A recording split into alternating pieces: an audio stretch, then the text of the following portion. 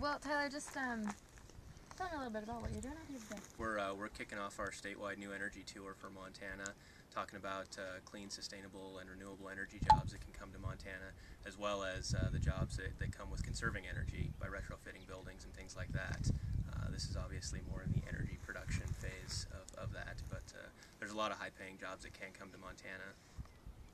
So, like, what are your views and your ideas towards new energy? Well, I think we really need to encourage the new energy industry, and that means wind, it means solar, biomass, biofuels. Even in Montana, there's some geothermal sites.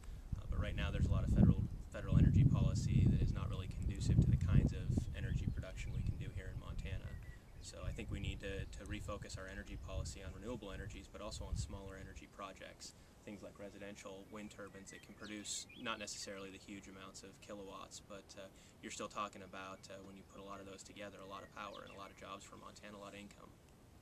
So what are you, I mean, obviously in Billings, a house couldn't just have a wind turbine likely, like if you're in the city. Yeah. So are you kind of focusing on the rural parts of the state, or what are you thinking? There's lots of different options. There actually are developments towards smaller wind turbines that could be put on residential within a city. Those are probably a little ways away, but there's also solar panels. There's even solar roofing tiles that you can use for urban areas. For more agricultural or rural areas, obviously a windmill is a tremendous option for them. You can produce your own power right there on site. And your tour, you kicked it off, is this the first? This is the first official stop of the tour, so we're doing it over the course of the next week. We have stops in, all over the state, but next we're in Bozeman and Belgrade, then Butte through Helena, and then Missoula and Kalispell. And so what other types of? All different types, actually. We're visiting, there's a plant in Columbia Falls that has an algae plant. They grow algae and can turn that into biofuels.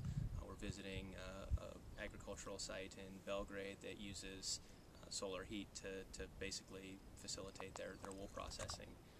There's even a place in Butte that uses mold to eliminate one of the steps in creating biofuels. So all different kinds of things that are happening right here in Montana that probably a lot of people don't even hear about, but that I think represent the future of our state.